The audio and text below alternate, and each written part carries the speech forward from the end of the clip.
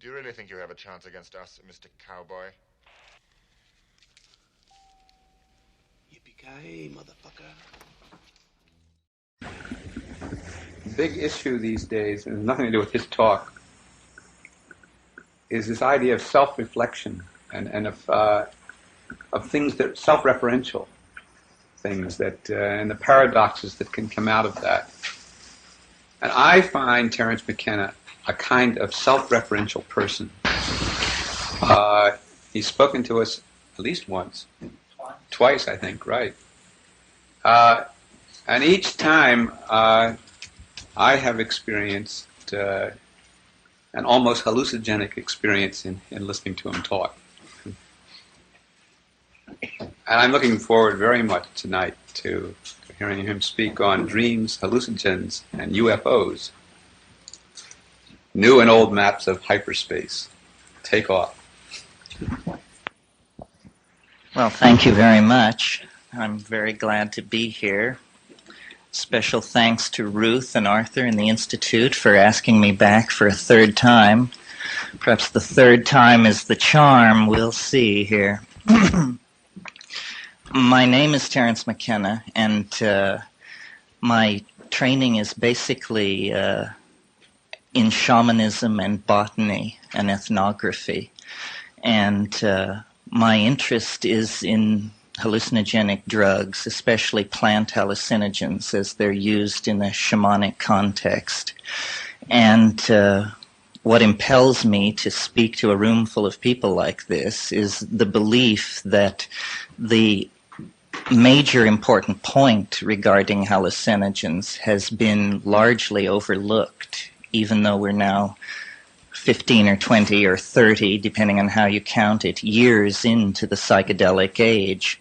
The central point about the psychedelic experience is the content of the experience. And this has been occluded or obfuscated by the behavioral and statistical and scientific methods that have been brought to bear to study hallucinogenic experience. So what I'm going to address this evening is essentially my own experience with hallucinogens and how I extrapolate it into the world based on its own being and other people's psychedelic experiences that I have interacted with. Before I get into that, I want to clarify something about shamanism. There are two schools about the basis of shamanism, shamanistic experience. One is the older school exemplified by Mircea Eliade, who holds that all narcotic shamanism is decadent. He prefers drumming, dancing, self-mutilation, even ordeal poisons all precede the efficacy of hallucinogens. He believes they are resorted to when the tradition is vitiated and people are grasping at straws. I take this to be simply a cultural bias of the school of anthropology that he exemplified and the time in which his work was done.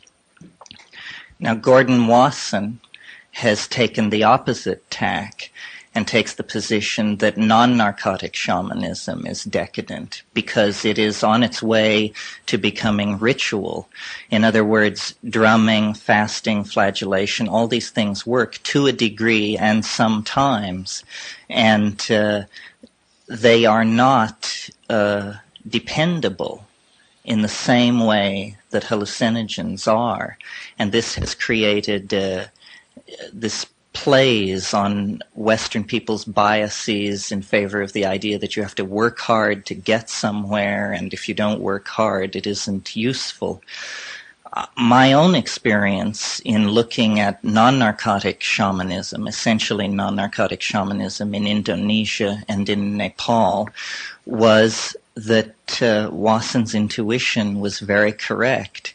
There is a grasping after, and I see that grasping after blending into the evolution of all higher religions. In other words, experientially, there is only one religion, and it is shamanism and shamanic ecstasy, but it is very difficult to maintain in an agrarian context. Hunting and gathering societies, which have much less structured social hierarchies, seem to be able to function with the hallucinogenic experience embedded in them.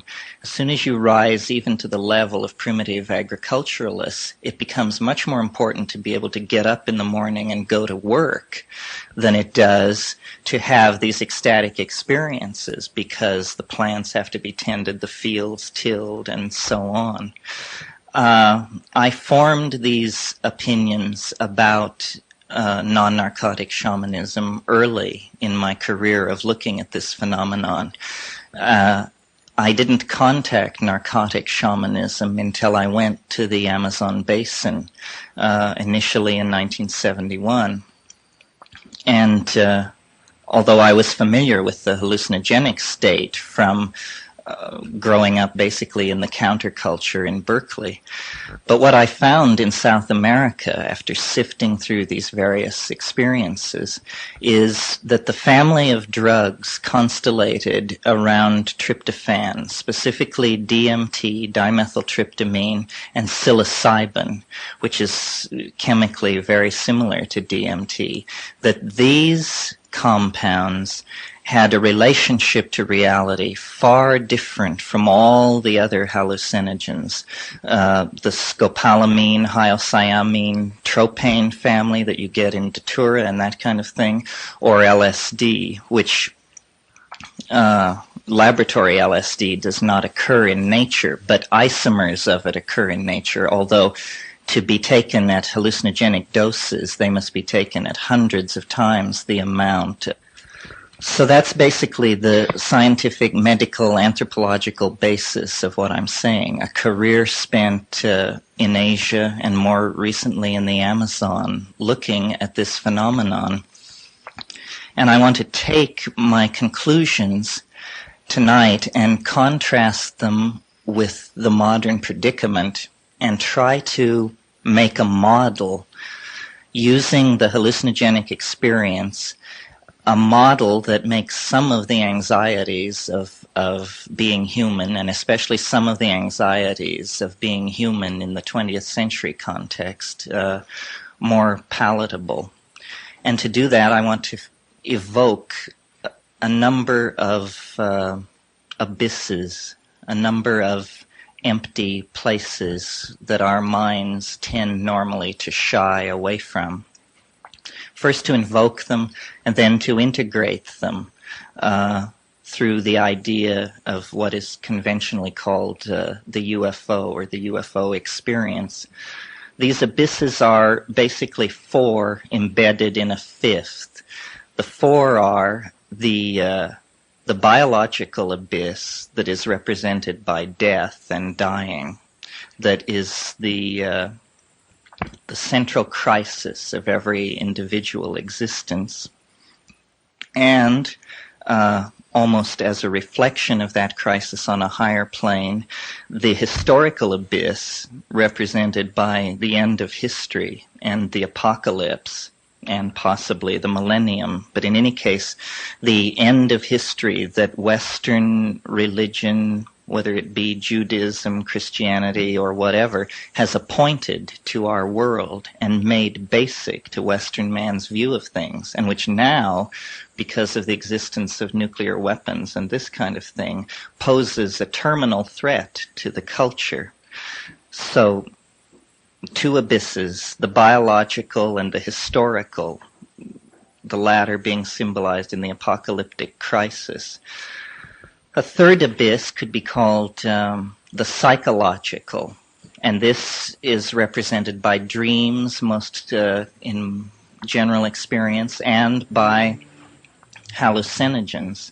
It is this casting off from the moorings of the ego, making the night sea journey into the other, and being at the mercy of, call it the collective unconscious, the overmind of the species, what have you. The fourth abyss, which is one whose emergence is unique in our time, is the actual physical abyss which surrounds this planet for light years in all directions. Because suddenly now, because of our level of technology and scientific mapping, we realize that it is there, and we realize that it is a source of our cosmic loneliness, and we realize that it presents an immense challenge of the sort we like to accept as a Western culture, challenges of energy, engineering, and distance. So these are the four abysses: the abyss of space, the abyss of death, the abyss of the psychedelic experience, and the abyss of dying. And these four general categories have to be seen embedded in a somewhat subtler kind of abyss, which is the abyss of the unspeakable. In other words, that language, which is the primary tool of cognition of the species, casts nets against these other gulfs and comes away with different kinds of maps. But you cannot put much trust in these maps unless you've carried out a thorough analysis of language. And once you've done that, for sure you will not put much trust in any of these maps, because the thinness of the web on which it all is hung will be readily apparent. Okay. It's my assumption whenever I am confronted with opposites is to try to unify them, to create a coincidentia positorum, as was done in alchemy, to not force the system to closure, but to try and leave the system open enough so that the differences can resonate and become complementary rather than antithetical. So I would like to unify here not two dualisms, but these four oppose, these pairs. You could think of them as the quadripartite elements of a kind of mandala. The means to unifying that mandala is integration of the psychedelic experience. Specifically, I'm going to make the assumption, specifically the psilocybin or tryptamine experience. And what it appears to be is something which is much more assimilable to the science fiction metaphor of a parallel universe than it is to the Freudian metaphor of the repression of desire, or even the Jungian metaphor of a collective species-wide memory and experience bank. It is much more, I think, of the character of a parallel continuum. And in order to erect the intellectual edifice of the past 1,000 years, this possibility has had to be ignored, much in the way that you would apply Occam's razor to a situation and just say, well, we will not admit the more complex phenomenon because we should form a theory that is true to the simplest phenomena first and then build out from it. And this has worked in a demonic kind of way, in the sense that we have taken command of the atomic world, which is a very simple world compared, for instance, to the variables that you meet in sociology or biology, but at the cost of formulating theories about how the world is put together that nowhere come tangential to experience. So we have a bizarre situation where our best models of reality that are kept for us by the priesthood of science are like exhibits in a museum because they cannot be mapped on to the simple fact of individual experience. Shamanism, on the other hand, is this worldwide, since Paleolithic times, tradition which says that you must make your own experience the centerpiece of any model of the world that you build. No amount of readings from meters, whether they're metering cyclotrons or any other kind of instrument, are going to satisfy you. Once you understand that, then what the task becomes is one of making sense of these metaphors, so-called, or myths, so-called, that are the pre-Western, pre-print, pre-literate mappings of the world. An example of how this problem distorts other problems is the problem of extraterrestrial contact, which is the way science presents the problem of extraterrestrial contact is that we are alone, and that to assuage our cosmic loneliness, we should build ever larger radio telescopes and million-channel signal analyzers and sift the radio noise coming from the stars. And eventually, if a signal is found, an immense philosophical turning point will have occurred, and we will then place ourselves in the context of the cosmos.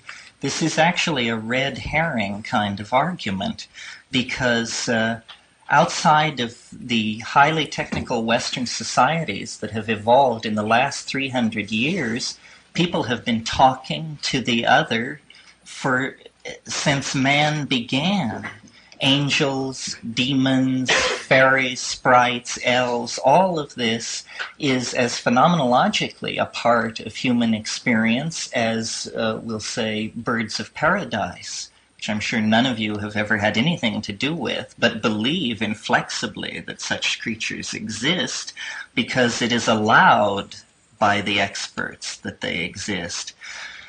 What psilocybin focuses as a problem that these other hallucinogens do not is it allows a dialogue with the other that is full of give and take. In other words, there are entities in the hallucinogenic world that psilocybin and DMT and a few other not well known or widely distributed plant hallucinogens induce.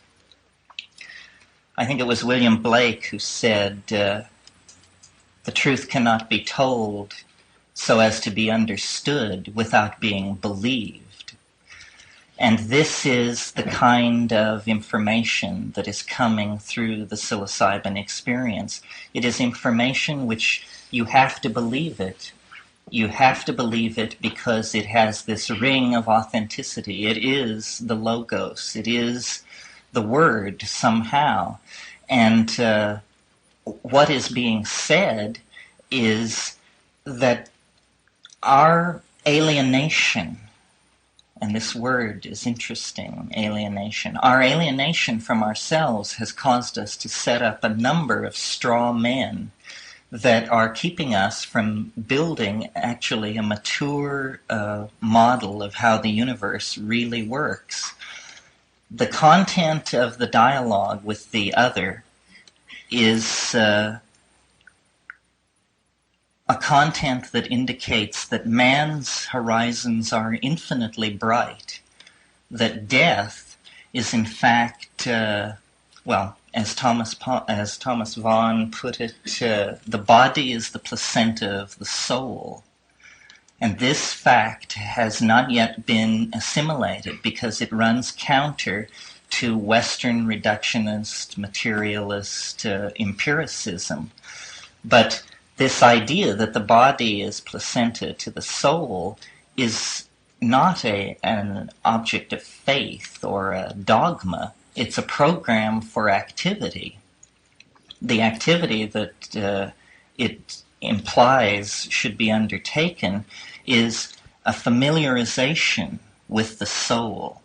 And the soul has been banned from Western thinking about the self for nigh on 400 years, at least in leading circles. But I take this concept very seriously. And I think if any of you are familiar with the literature of alchemy, alchemy is about the generation of a psychic construct, a wholeness, a thing which has many properties, which is paradoxical, which is both mind and matter, which can do anything. This is the last gasp of the soul before it's submerged completely. In other words, it became trapped in an association with chthonic matter in the last historical epoch before it disappeared completely from Western consciousness. Psychedelic drugs, especially psilocybin, allow a searchlight to be thrown on these deeper levels of the psyche, as Jung correctly stated, but it is not a museum of archetypes or psychic constructs, as he seemed to assume. It is a frontier of wholeness into which any person so motivated and so courageous as to wish to do it can go and leave the mundane plane far behind. In other words, it is a dimension of vertical gain that is real and is present in all of our lives, and that we do not acknowledge except as an anomaly because we have been told that it's an anomaly. We have been told that these perceptions have to be devalued. The result of this is to so distort the psychic life of the species in the present historical context that we have this UFO disease, which is essentially a rupture into three-dimensional space of this archetype of wholeness. And it haunts time like a ghost. And it haunts human experience in the 20th century because it is a symbol of alienation. And the word alien has, in fact, come to be applied to this thing. It is alien. It comes from the stars. It is totally non-human. It has great potential for mankind, but it can barely be Englished at all. And actually, what it is the self, in the form in which it is most accessible to the ego, given the ego's programming with all this scientific garbage about the density of life in the universe, the distance to the stars, the probability of chemical evolution occurring here and there and yonder. It is, in other words, something which, in order not to alarm us, has disguised itself as an extraterrestrial being, but is in fact the collectivity of the human psyche, signaling a profound historical crisis. I talked about this before. I talked about the danger of succumbing to belief in UFOs because of the damage it did to free will. And that, yes, the UFO is making war on science, because science has created such a masculine overbalance in the intellectual life of the species that this automatic mechanism has been triggered. A history-stopping archetype is being released into the skies of this planet. And if we are not careful, it will halt all intellectual inquiry in the same way that the Christos archetype halted intellectual inquiry in the Hellenistic age. I don't want to go into this too deeply, but it's clear to me that Hellenistic science was destroyed by the Christos archetype because the Democritean atomists and materialists who ran Roman civilization had no patience whatsoever with this superstition that was being circulated among the servants about a man who rose from the dead and all of that went with it. But before they knew what had happened, their whole civilization was in ruin because the archetype had frozen the forward thrust of this masculine, dominant, ethically depotentiated, technologically obsessed, slave-built society. And for 1,000 years, hydrostatics, mathematics, metallurgy, you name it, that was nothing. Only the words of one Galilean radical could occupy the time of any intellectual successfully. Okay, we have now, 2,000 years later, fought our way somewhat clear of that problem. But the problem it solved, which is the problem of this masculine overbalance and this obsessive technological thrust, this dehumanizing thrust, has reached an even more intense peak. And now appears the flying saucer with the capacity of undoing that by again destroying science, by simply being a miracle. That's all that is required to wreck science, is a miracle visible worldwide. And this, because scientists say that that can't happen. Consequently, if it does happen, their house is in real disorder. So I touched on this before, any of you who heard me. Tonight I want to talk more about the flying saucer, not from the point of view of the people who are going to get the whammy when it appears unbidden, but from the point of view of an insider. In other words, one can do more than simply say, oh yes, I understand what this is. The overmind is visibly manifest in the skies of Earth in order to skew history toward an eschatological mode that will stifle inquiry in order, basically, to preserve the species from extinction. But a mature humanity could get into a place where we no longer required these metaphysical spankings from messiahs and flying saucers that come along every 1,000 years or so to mess up the mess that has been created and to try and send people off on another tack.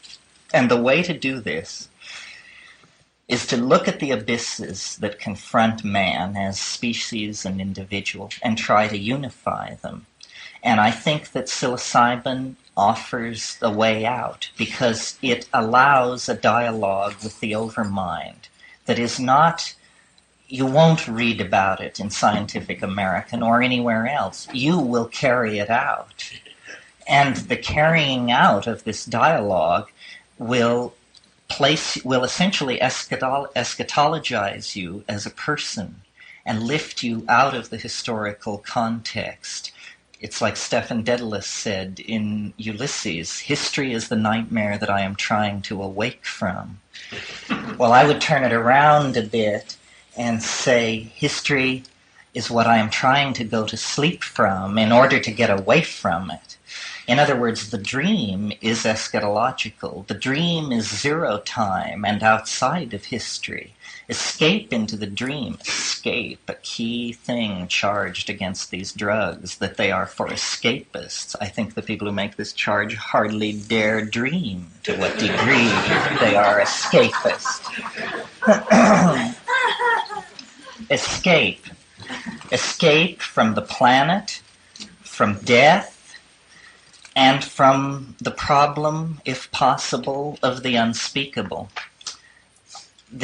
So now, to say a bit about death and dying, if you leave aside the last 300 years of historical experience as it was handled in Europe and America, and examine the phenomenon of death, the doctrine of the soul in all its ramifications, Neoplatonic, Christian, dynastic, Egyptian, etc. I'm sure you're all familiar with some or all of these. What you get is the idea that there is a light body or a thing, an intellect, that is somehow mixed up in the body during life and at death or at dying is involved in a crisis in which these two envelopes separate and one loses its raison d'etre and falls into dissolution, metabolism stops, and the other one goes we know not where. Perhaps nowhere, if you believe it doesn't exist. But then you have the problem of trying to explain life, which, by the way, though science makes great claims and has done very well in systems of nuclear particles and even simple atomic systems, the idea that science can make any statement about what life is or where it comes from is preposterous.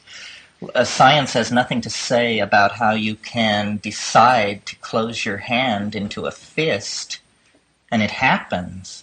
This is utterly outside the realm of scientific explanation, because what we see in that phenomenon is mind as a first cause. In other words, we see matter. It's an example of telekinesis. Matter is caused by mind to move.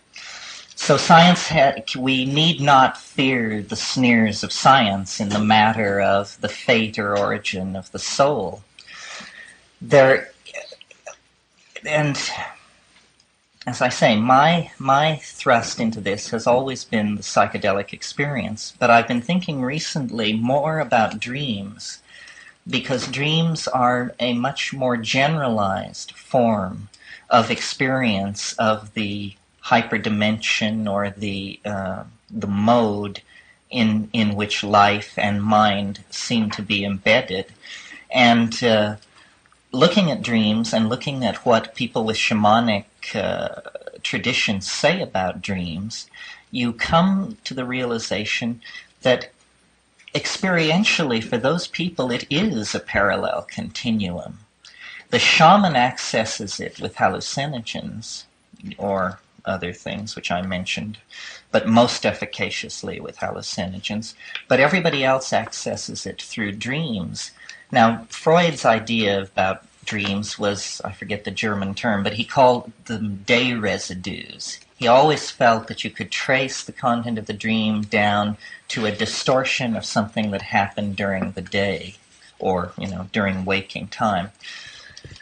I think that it's much more useful to try and make actually a kind of geometric model of consciousness, and to take seriously the idea of a parallel continuum, and to say that the mind and the body are embedded in the dream, and the dream is a kind, not a kind of, but a higher order spatial dimension, so that in sleep you are released into the real world, of which the world of waking is only the surface.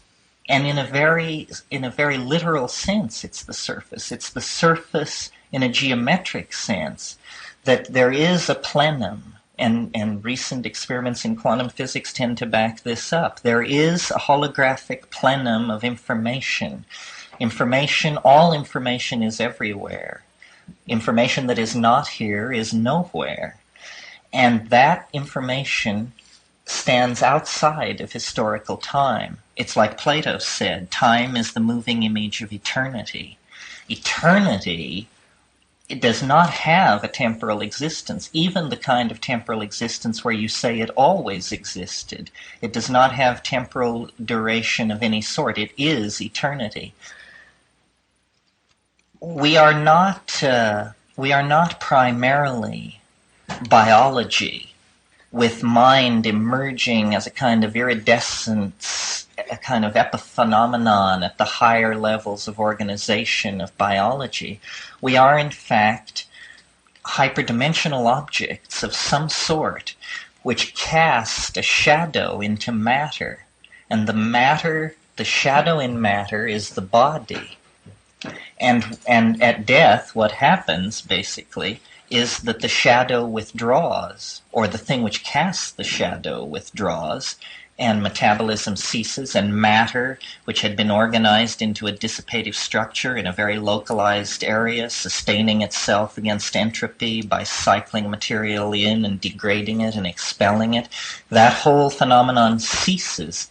But the thing which ordered it is not affected by that. And when I make these declarative statements, I'm making them from the point of view of this shamanic tradition, which touches all these higher religions. Everything, basically, except rationalism, holds to some version of what I'm saying. So then the psychedelic, the dream state and the psychedelic state acquire great import, because there is then a task to life. And the task to life is to become familiar with this thing which is causing being, and to be familiar with it at the moment of passing. In other words, the metaphor is used by several traditions of a vehicle, an after-death vehicle, an astral body, something like that. And shamanism and certain yogas, Taoist yoga, claim very clearly that the purpose is to familiarize yourself with this after-death body in life. And then the act of dying will not create confusion in the psyche. You will recognize what is happening, you will know what to do, and you will make the clean break. And there does seem to be the possibility of a problem in dying. In other words, what I'm telling you is not that you're condemned to eternal life. I'm saying it's a possibility, but you can muff it through ignorance. In other words, at the moment of death, there is a kind of a separation. It's like birth. The metaphor is trivial but perfect. It is there is a possibility of damage, of incorrect activity. Again, William Blake, who said that as you start into the spiral, there is the possibility of falling from the golden track into eternal death. But it is only a crisis of a moment. It's a crisis of passage. And the whole purpose of shamanism and of life, correctly lived, is to strengthen the soul and to strengthen the relationship to the soul so that this passage can be cleanly made. Okay, this is not anything earth-shaking, or it's well known. It's a traditional position, actually. But now I want to assimilate one more abyss into this model, one less familiar to us as rationalists, but well familiar to us just one level deeper in the psyche as Christians and Westerners, and that is this idea that the world will end, that there will be a final time, that there is not only the crisis of the death of the individual, there is the crisis of the death of the species. What this seems to be about is that from the time that there is an awareness of the existence of the soul, we'll say circa 50,000 BP, until the resolution of the apocalyptic potential, there's something like 50,000 years, which in biological time is only a moment, but it is the entire span of history times 5. In that period, everything hangs in the balance because it is a mad rush from monkeydom to starshiphood. And in the leap across those 25,000 years, energies are released, religions are shot off like sparks, philosophies evolve and die, science arises, magic arises, all of these things which control power with greater and lesser degrees of ethical constancy appear. There is the possibility, as in the metaphor of dying, there is the possibility of mucking it up, of aborting the species transformation into a hyperspatial intellecty. We are now, there can be no doubt that we are now in the final seconds of that crisis, a crisis which involves the end of history, the departure from the planet, the triumph over death, and the release of the individual from matter. We are, in fact, closing distance with the most profound event a planetary ecology can encounter, which is the freeing of life from the dark chrysalis of matter. The old metaphor of psyche as the butterfly is a species-wide metaphor. We must undergo a metamorphosis in order to survive the momentum of the historical forces already in motion. Well, if you know anything about evolutionary biology, you know that man is considered to be an unevolving species. In other words, sometime in the last 100,000 years, with the invention of culture, the biological evolution of man ceased, and evolution became a cultural phenomenon. Tools, languages, and philosophies began to evolve, but the human somotype began to remain the same. And so we are very much like people a long time ago. But technology is the real skin of our species. man, correctly seen in the context of the last 500 years, is an extruder of a technological shell. We take in matter that has a low degree of organization. We put it through mental filters, and we extrude Lindisfarne Gospels, space shuttles, all of these things. This is what we do. We're like coral animals embedded in a technological reef of extruded psychic objects. And the tool is the flying saucer or the soul exteriorized in three-dimensional space. It's, as James Joyce said, it's the problem of how man may be dirigible, right?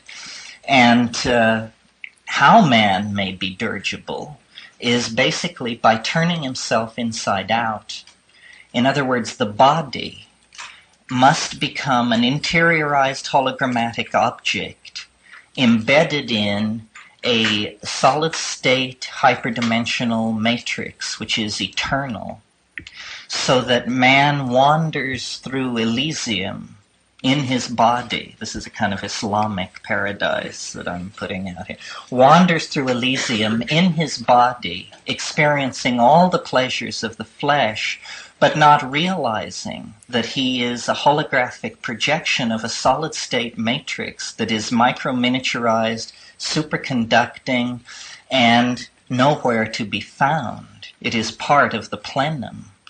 And all history is about producing prototypes of this situation with greater and greater closure toward the ideal, so that airplanes, automobiles, condominiums, space shuttles, space colonies, starships of the hardware, speed of light, spin dizzy drive type, all of these are, as Mircea says, self-transforming images of flight that speak volumes about man's aspiration to self-transcendence.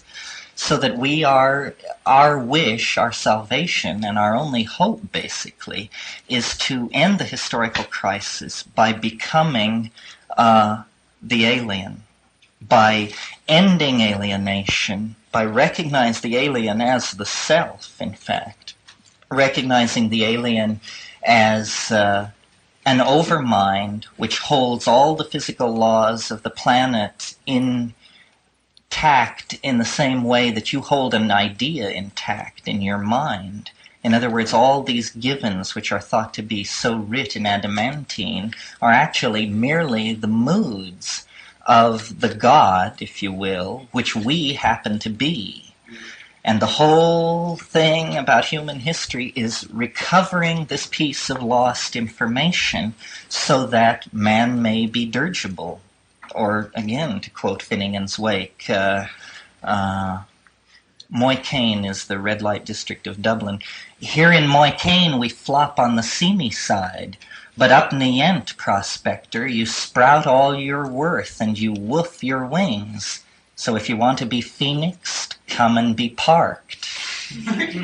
It's that simple, you see. But it takes courage to be parked when the Grim Reaper draws near. A blessing in disguise, Joyce calls him.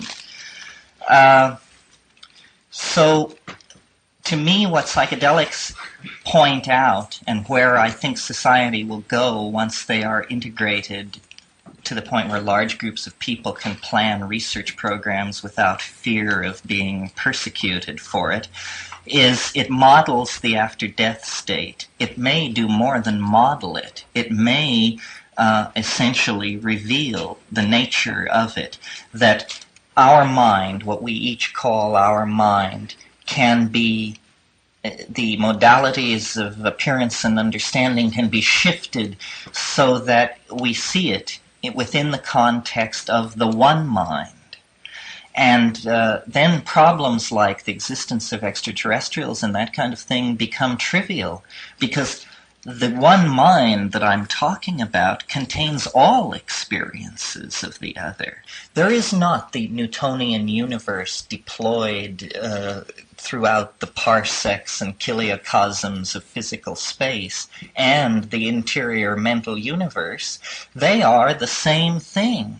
We perceive them as unresolvable dualisms because of what is called, or what I call a code, the quality of the code, meaning the language we use to discuss this problem has these built-in dualisms.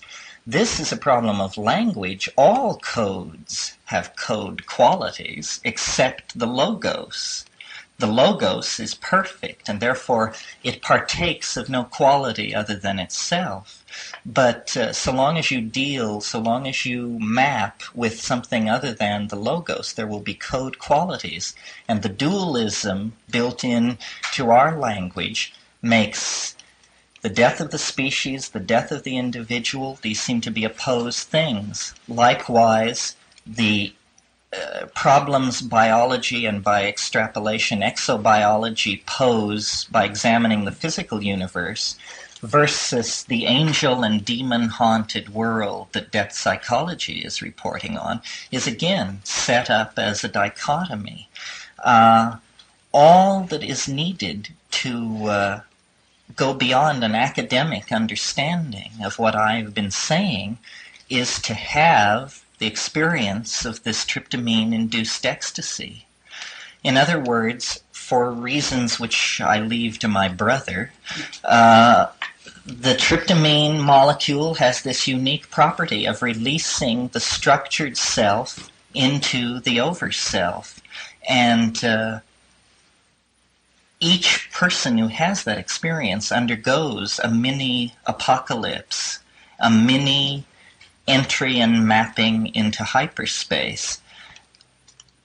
For society to change in this direction, nothing is necessary except for this experience to become an object of general concern.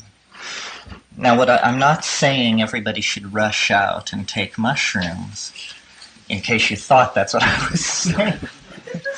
But I am saying that these fields of information, which I don't know if you're like me, but my experience of these things is basically literary. I read Plotinus, I read Heraclitus, I read all this stuff, and I try to integrate it intellectually. But it is a plane of experience that is directly accessible. And the role that each of us plays in relationship to it determines how we will present ourselves in the final transformation that this hints of. In other words, in this theory, there is a kind of teleological bias. There is a belief that there is a hyper-object called the overmind or God or what have you that casts a shadow into time. And history is the experiencing of this shadow. And as you draw closer and closer to the source of the shadow, the paradoxes intensify. The rate of change intensifies. Because what is happening is that this hyper-object is beginning to ingress into three-dimensional space.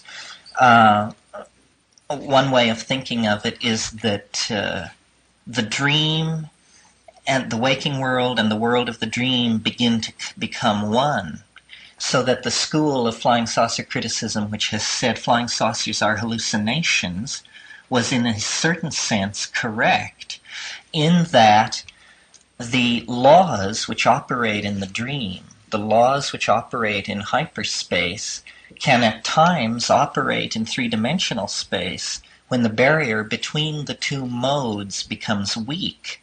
And then you have these curious experiences, sometimes called psychotic breaks, sometimes called whatever, but which always have a tremendous impact on the person they're happening to, because there seems to be an exterior component that could not possibly be mental. This, what I'm talking about, is when coincidences begin to build and build and build until you finally say, I don't know what is going on, but it's preposterous to claim that this is a psychological phenomenon because these are changes in the world, what Jung called synchronicity and made a certain model of.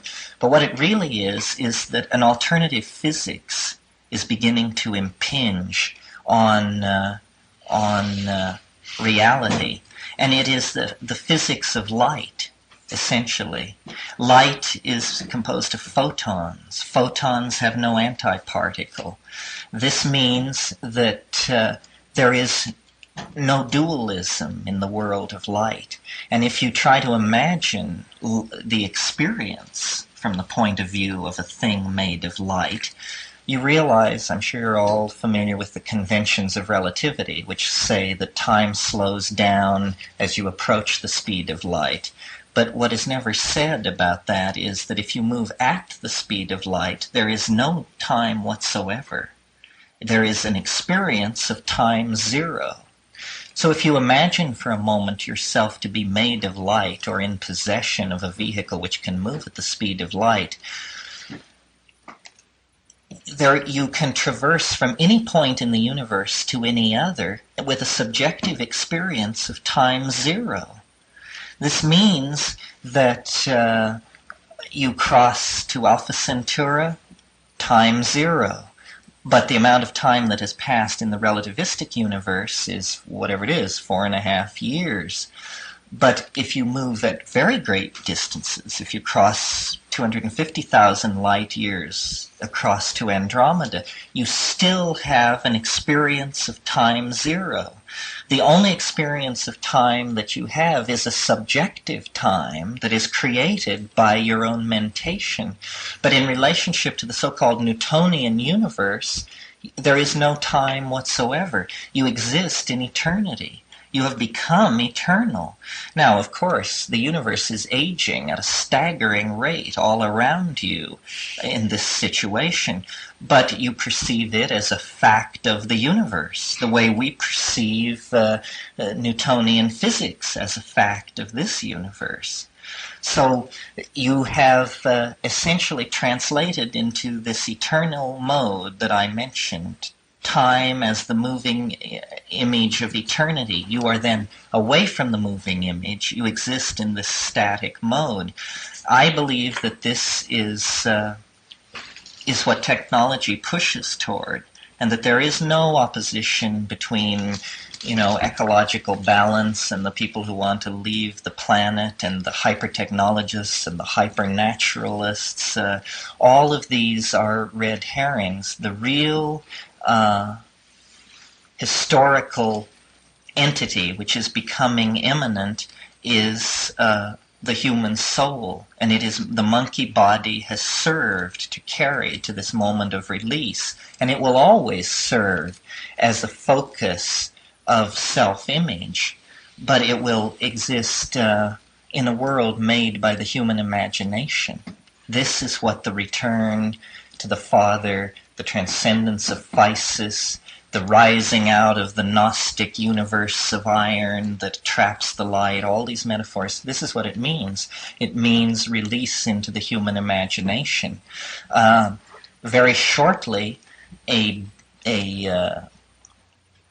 as it were, a dry run for this phenomenon will take place in the form of space exploration and space colonies, because there, the coral reef-like animal called man that has extruded technology all over the surface of the earth will be freed at last from the constraints of anything but his own imagination and the limitations of materials.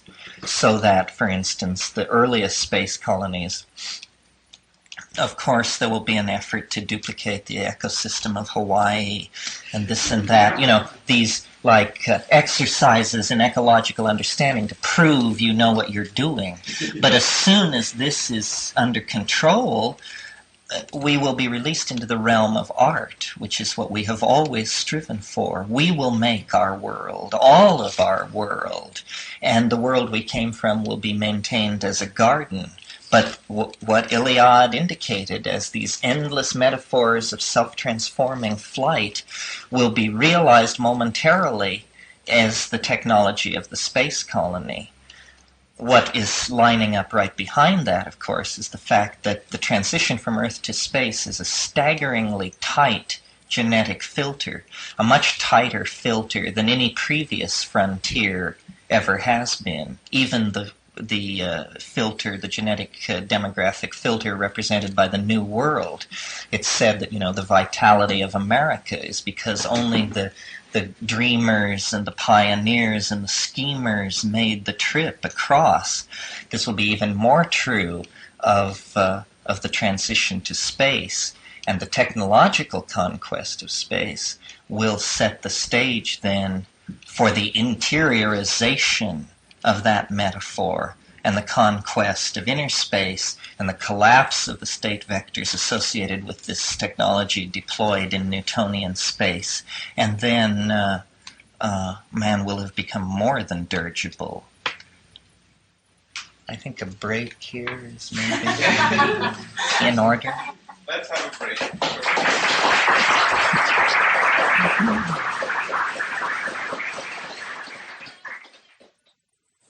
Say a couple more things, and then there seem to be a lot of questions, so I'll throw it open for questions. But before I do that, I mentioned this book, The Invisible Landscape, that my brother and I wrote, and I'll say just a bit about it because it relates to what's been said. I spoke in general terms about the technology which would interiorize the body, exteriorize the soul, spoke of it as a long-term technological goal, meaning visible within the next 100 or so years, following on to space travel, that sort of thing. But what the invisible landscape is about is an effort to short-circuit that chronology and to actually in a certain sense, force the issue.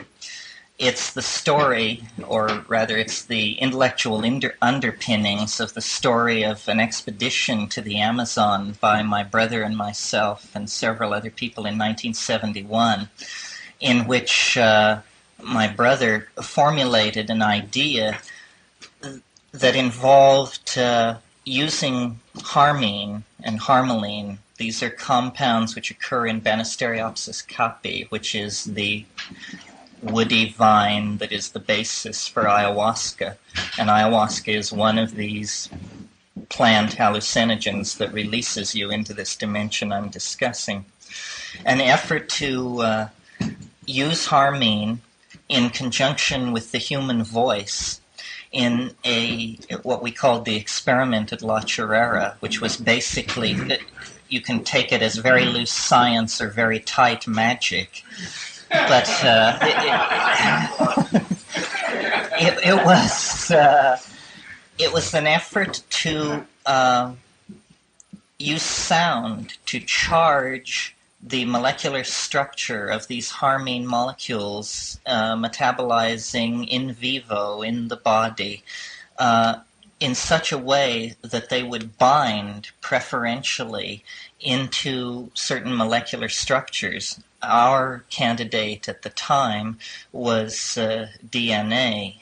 I think Frank Barr has convinced me that there's as great a likelihood that it involves binding into melanin bodies is as likely a possibility as that it involves DNA, but it involves binding into a molecular site where information is stored, so that this information is then broadcast essentially in the mind in such a way that you begin to get a readout on the structure of the soul. In other words, this was an effort to use a kind of shamanic technology to bell the cat, if you will, to hang a superconducting telemetric psychedelic device on the overmind so that there would be a continuous readout of information from this dimension. And the success or failure of this you may judge by reading the book, because the first half of the book describes the experiment, the theoretical underpinning of the experiment. The second half of the book describes the theory of the structure of time that derived from the bizarre mental states that followed upon the experiment. I don't claim that we succeeded. I just claim that our theory of what happened is better than any theory any of our critics have been able to bring forward. But whether we succeeded or not, that kind of thinking points the way. In other words, when I speak of the technology of building the starship, I imagine it will be done with voltages far below the voltage of a common flashlight battery. This is, after all, where the most interesting phenomenon go on in nature. Thought is that kind of phenomenon. Metabolism is that kind of phenomenon.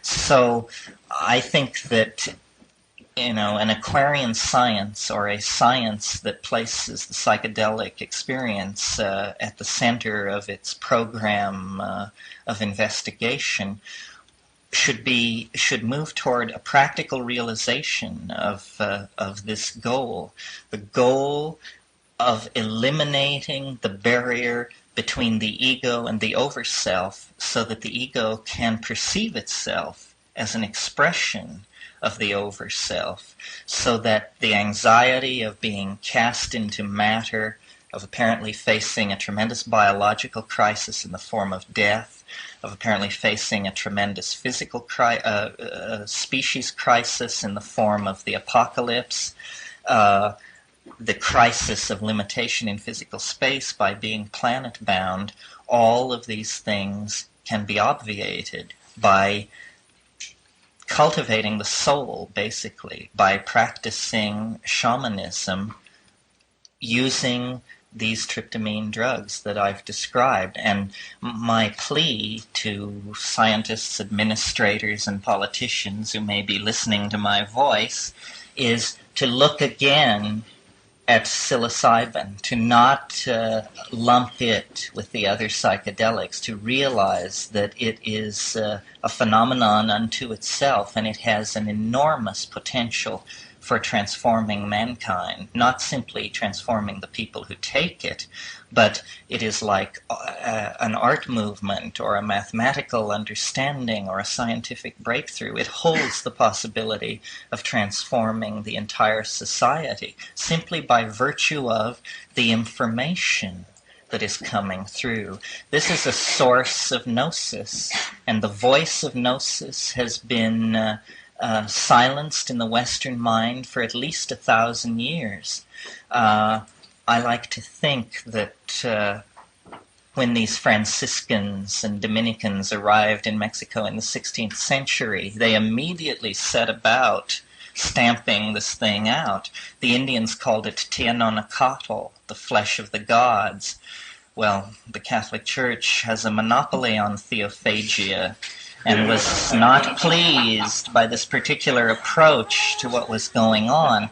Now, 300, 400, whatever it is, years after that initial contact, I think that that Eros, which retreated from Greece and retreated from Europe with the rise of Christianity, retreated to the mountains of the Sierra Mazateca, essentially, and then was finally pushed into seclusion there, it now reemerges in Western consciousness, and our institutions, our epistemology, all of these things are so shakily founded and so misconstrued that with the help of shamanically inspired personalities, we can release this thing once again. I mean, the logos can be unleashed once again, and the voice that spoke to Plato and Parmenides and Heraclitus, that voice can speak again in the minds of modern people. And when it does, the alienation will be ended, because we will have become the alien. And this is This is the promise that is held out, and I realize that it may seem to some a nightmare vision, but it is all historical changes of immense magnitude have had that quality because they propel people into a completely new world. Are there any questions? Yes. You indicate that this essentially needs to be done through hallucinogens. I'm not saying they're good or bad. I'm just saying that there appear to be many ways of discovering that the inner reality, the ultimate reality. You want me to comment on that? Yeah.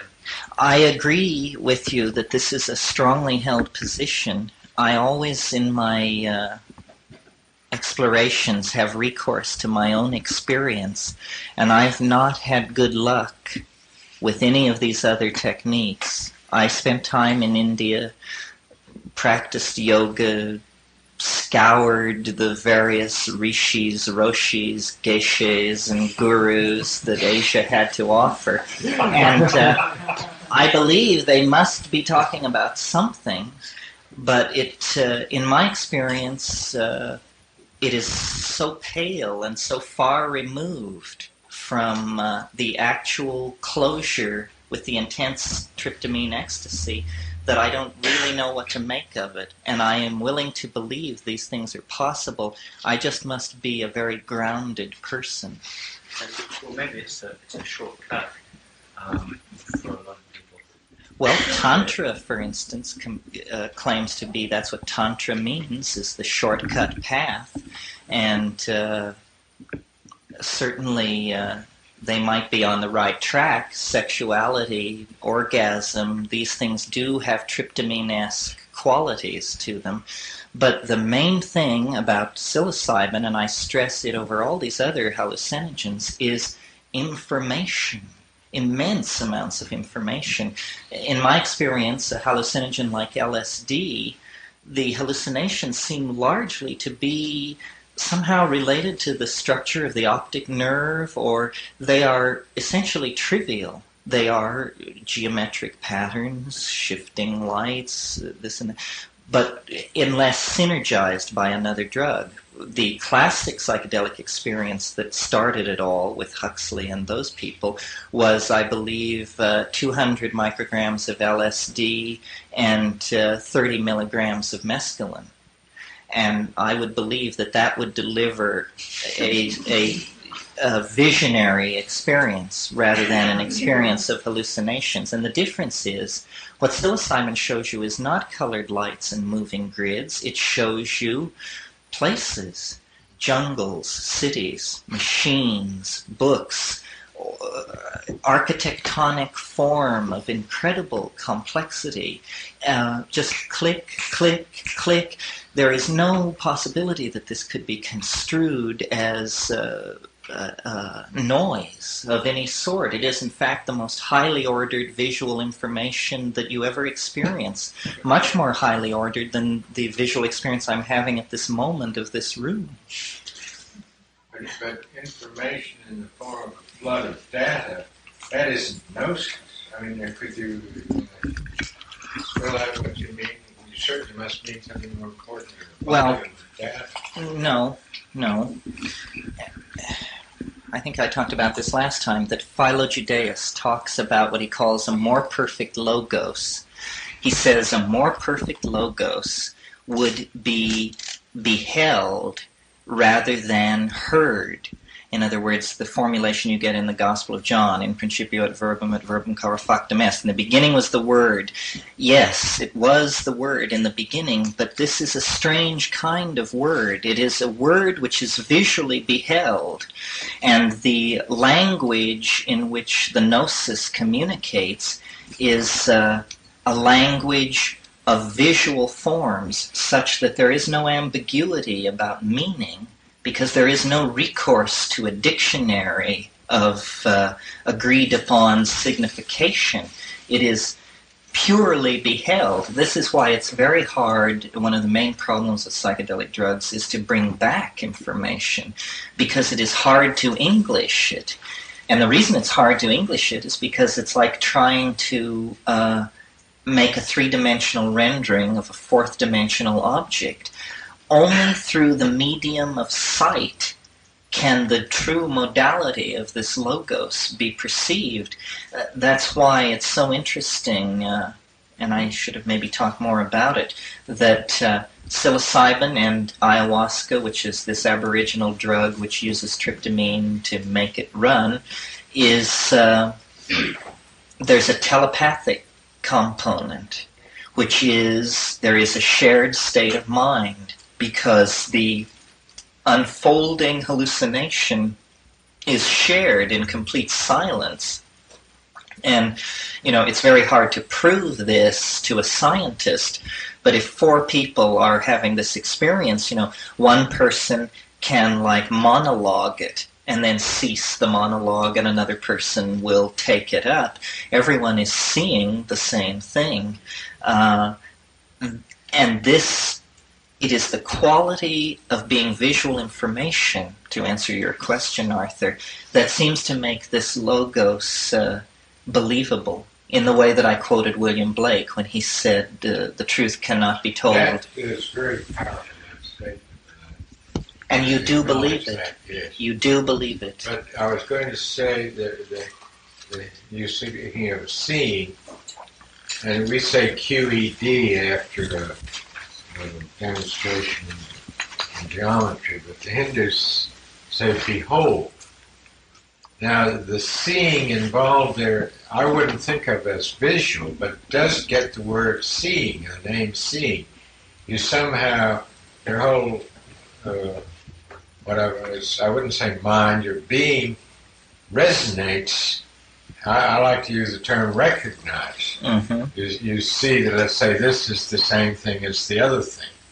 And I don't know whether it's seeing, but seeing is a good word, but it isn't, I wouldn't call it visual. No, well, it isn't exactly visual. I mean, again, to quote Philo Judaeus on the Logos, he says that the Logos goes from a thing heard to a thing seen without ever crossing through a quantized transition point.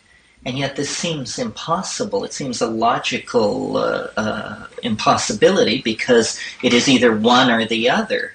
And yet, when you actually have the experience, you see, it is as though thought, which is heard, that's the recognition. The thought which is heard becomes more and more intense until finally its intensity is such that with there being no jump or glitch, you now are beholding it in a three-dimensional visual space, and you command it.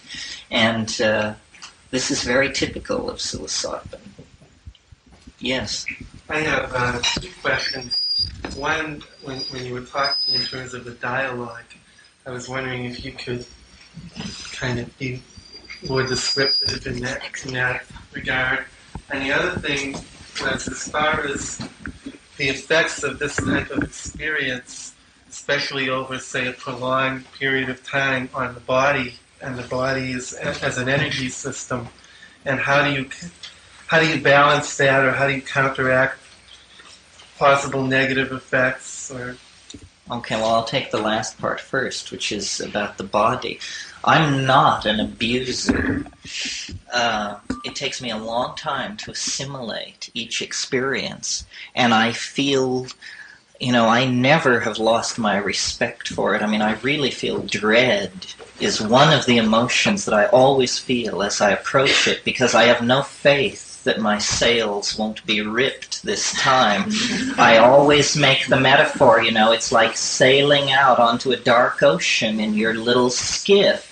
And, you may view the moon rising serenely over the calm black water, or something the size of a freight train may roar right through your scene and leave you clutching at an oar.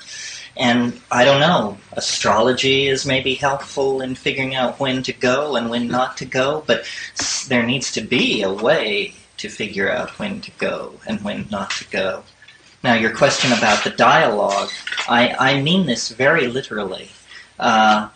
It speaks to you, you speak to it. It says things. I don't know how many of you have read the book that my brother and I wrote under pseudonyms called Psilocybin, the Magic Mushroom Grower's Guide.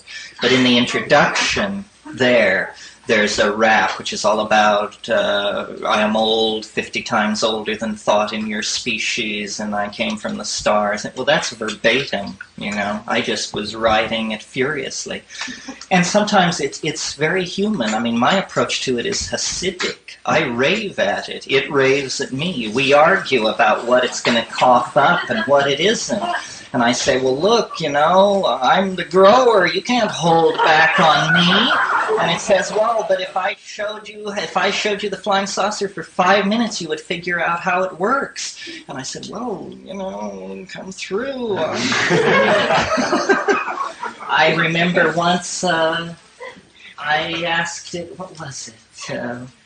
It has these many manifestations. Sometimes it's like Dorothy, sometimes it's like a very Talmudic sort of pawnbroker. And I asked it one time, what are you doing on Earth? And it said, well, you're a mushroom, you live cheap. It's very... This was a quiet neighborhood till the monkeys got out of control. Yes. I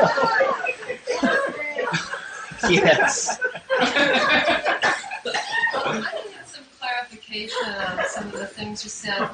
I can understand, at least in my own way, how this idea about an overconsciousness or, casting a shadow, and that our psychedelic experience or dream experience has to do with getting in touch with that. But you said that I'm not really positive about this. This is what I need some clarification on. Is that in some sense that those brief experiences, that something about that our experience was in order to get back there, and that was the reason for us to be. Let me see. Well, I think that this object, as a friend of mine said, history is the shockwave of eschatology. In other words, we are living in a very unique moment, 10 or 20,000 years long, where this immense transition is happening. And the object at the end of and beyond history, which is the human species transformed into this eternal superconducting overmind spacecraft thing, is casting a shadow back through time. And all religion, all philosophy, all wars, pogroms, persecutions are because people do not get the message right. And that's because there is both the forward-flowing casuistry of being, causal determinism, and the interference pattern that is formed against that by the backward-flowing fact of this eschatological hyper-object throwing its shadow across the landscape. So we exist, there is a great deal of noise. This situation called history is totally unique. It will only last for a moment. It began a moment ago, it will only last for a moment. But in that moment, there is like this tremendous burst of static as the monkey goes to godhood, and there is this crossing of the I don't like to call it the casuistry, but the efficacy of the eschaton, this final eschatological object, and the forward flow of entropic circumstance. Does that get it for you? Maybe. Well, I have a little bit of trouble of, thinking kind of like which came first. Are you saying the chicken or the egg? Are you saying that this overconsciousness has something to do with... Well, I'm certainly saying that life is necessary. That life is... It is not the idea that we have been skewed onto a siding called organic existence and that our actual place is in eternity. No, there is something about, this is a very important part of the cycle. It is, it is a filter. Remember, I mentioned that I thought that there was the possibility of extinction. There was the possibility of falling into physis forever. And so in that sense, the metaphor of the fall is valid. There is a spiritual obligation. There is a task to be done. It isn't, though, simply something as simple-minded as following a set of somebody else's rules. It's that the noetic enterprise is a primary obligation of being in this circumstance. And your salvation is linked to it. Because if you do, and not everyone has to read alchemical texts or study superconducting biochemistry to make the transition.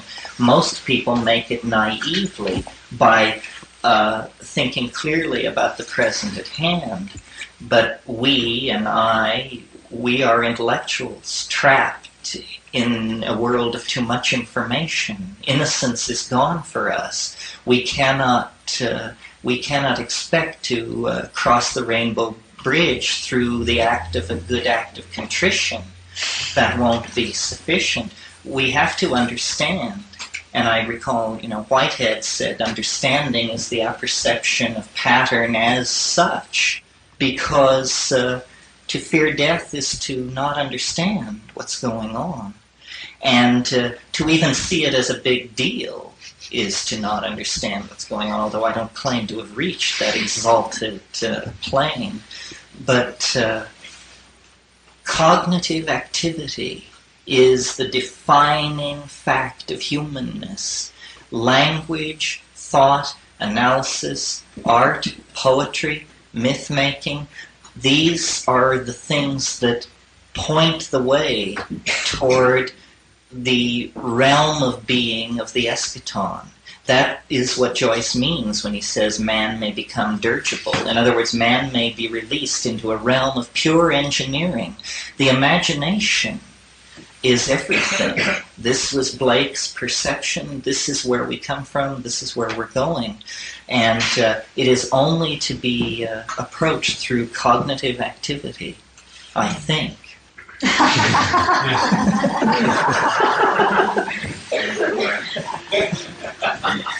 Really? Yes. Can you comment on the importance of your discussion of the I Ching in your book? Well, very briefly, because I always have the feeling this part bores people more than any other because it hinges on tiny details. But briefly, what the Logos said to me was that time is not simply a homogeneous medium where things occur. You can think of it as a fluctuating density of probability, so that though science will tell us what can happen and what cannot happen, we have no theory that explains why, out of everything that could happen, certain things undergo what Whitehead called the formality of actually occurring. And this was what the Logos sought to explain to me. Why, out of all the myriad things that could happen, certain things undergo the formality of occurring.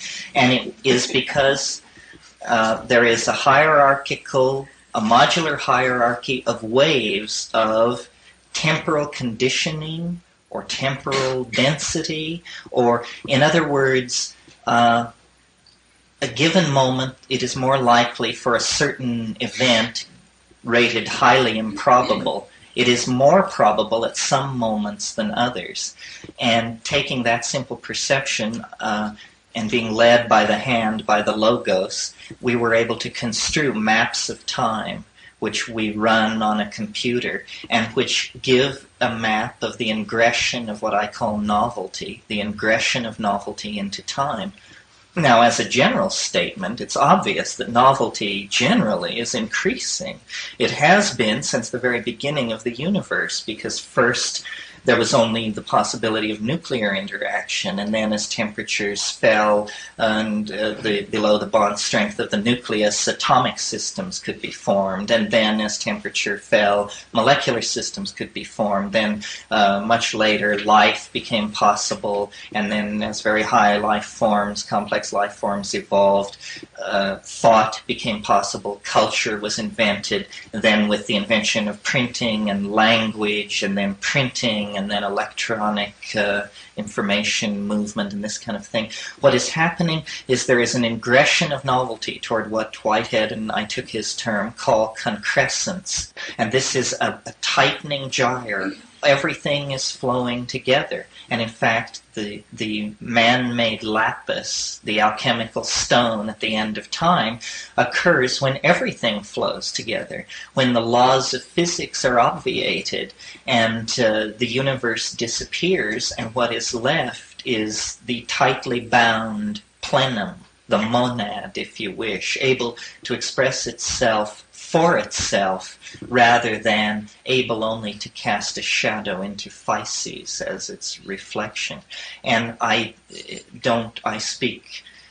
come very close here to classical millenarian and apocalyptarian thought. My view of the rate at which change is accelerating and the way the gyre is tightening causes me to think, and the wave predicts this, that it is not long, it is soon.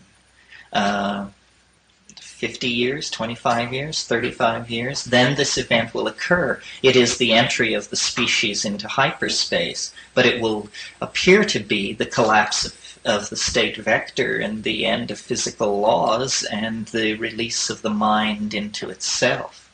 And all these other images, the starship, the space colony, all that, these are precursors. Again, the idea that history is the shock wave of eschatology. As you close distance with the eschatological object, the reflections it is throwing off become more and more true to the thing itself. And in the final moment, God stands revealed. There are no more reflections of the mystery. The mystery in all its nakedness then is seen, and nothing else exists. But what this is, decency can safely scarcely hint at.